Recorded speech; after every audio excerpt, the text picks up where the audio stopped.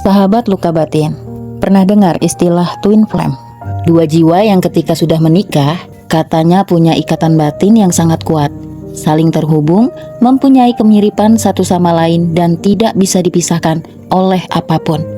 Tapi mari kita jujur hari ini, buka matamu lebar-lebar. Jangan-jangan yang selama ini disebut twin flame itu hanyalah hubungan pernikahan yang toksik yang sengaja diromantisasi agar kamu punya alasan untuk tetap bertahan dalam kezoliman. Sebenarnya, kamu sadar hubungan yang sedang kamu pertahankan itu bukan lagi karena cinta.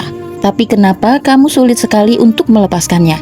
Itu karena kamu mulai terbiasa dengan rasa sakitnya. Kamu selalu berusaha memaklumi karakter buruknya, memaafkan setiap perbuatan zolimnya. Setiap kali pasanganmu melakukan kesalahan, kamu selalu berharap ada kata maaf yang keluar dari mulutnya. Sedangkan dia yang kamu sebut pasanganmu, jangankan meminta maaf, memiliki rasa bersalah sedikit pun tidak.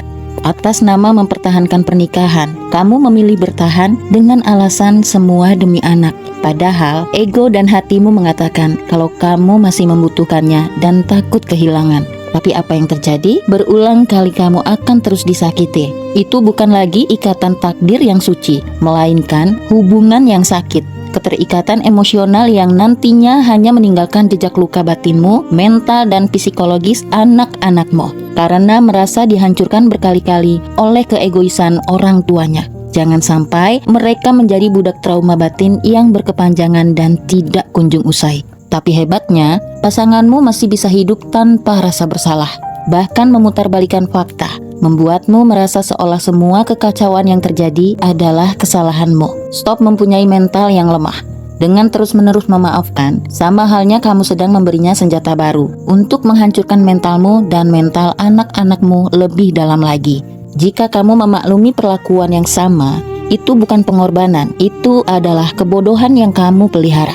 Jika suatu saat kamu sudah berada di titik nadir dan mencoba mengambil sikap tegas untuk lepas, biasanya Allah akan langsung menguji ketegasanmu. Tiba-tiba Dia datang bersimpuh agar kamu memberi maaf untuk kesekian kalinya.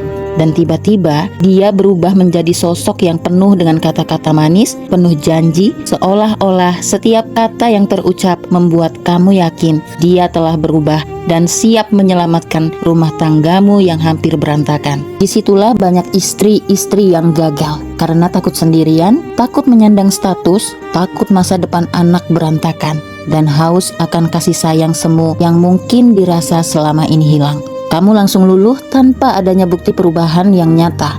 Kamu terlalu murah memaafkan hanya karena dia memberi sedikit perhatian semu. Kamu pikir dia sudah insaf dan berubah. Padahal belum tentu. Itu hanya taktik baru untuk menarikmu kembali ke dalam perangkapnya. Jika kamu percaya begitu saja tanpa perbaikan prinsip, kamu hanya sedang mengulang pola rusak yang lama. Tahun ganti tahun pun masalahnya akan tetap sama. Ini yang disebut twin flame, pola sakit yang berulang. Mengalah lagi, dimanipulasi lagi, memaklumi kesalahannya lagi, dan akhirnya kamu jatuh di lubang yang sama dan di hadapan Allah. Kamu kalah lagi pada ujian ketegasanmu. Ingat, tidak semua yang nyaman itu baik untuk dipertahankan, dan tidak semua pernikahan yang dipaksakan bertahan itu diridhoi untuk terus mengorbankan iman dan mentalmu. Sikap egois pasanganmu itu ditakdirkan Allah bukan untuk membuatmu meratapi nasib, tapi untuk mengangkat derajatmu jika kamu tegas mengambil sikap. Jika Allah mengirim dia datang kembali dengan dalih ingin memperbaiki keadaan, percayalah itu hanyalah godaan. Kedatangannya kembali hanyalah sebagai cermin untuk memperlihatkan bagian luka mana di dalam dirimu yang belum sembuh. Siap atau tidaknya kamu menghadapi perpisahan. Jika kamu sosok jiwa yang tegas dan mandiri, maka niatmu untuk melepaskan tidak akan tergoyahkan, karena kamu yakin ada Allah bersamamu untuk menghadapi masa depan. Tapi sebaliknya, jika kamu tidak siap, bisa jadi rasa takutmu akan kesendirian terlalu besar.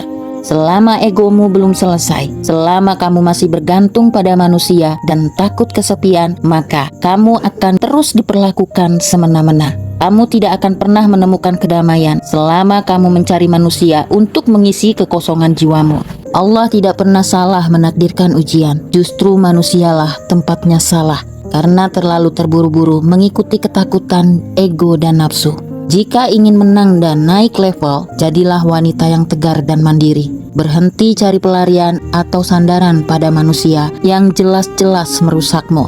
Orang yang hatinya kosong dan selalu ketakutan akan masa depan adalah orang yang paling mudah tertipu oleh janji manis. Saat kamu lapar emosional, apapun akan kamu telan, bahkan racun manipulasi sekalipun. Jika kamu butuh penghibur, pulanglah kepada Allah. Menangislah di sajadahmu, karena hanya Allah yang mampu mengisi kekosongan hatimu dan mengangkat derajatmu tanpa pernah melukaimu sedikitpun. Kemenangan terbesar dalam hidupmu bukanlah saat kamu berhasil mengubah pasanganmu menjadi seperti apa yang kamu mau, tapi saat kamu mampu mengendalikan diri, berani mengambil sikap yang tegas, memutus pola yang rusak, dan tetap taat dan istiqomah. Meskipun akan banyak ujian di luar sana, atau pada saat hatimu sedang berada di titik paling kesepian sekalipun, ketahuilah, pernikahan yang bahagia adalah tempat yang seharusnya membuatmu merasa aman, nyaman, diratukan, disayangi, dihargai, dan dicintai dunia sampai akhirat. Beda halnya jika kamu menikah dengan seseorang yang berwatak Fir'aun.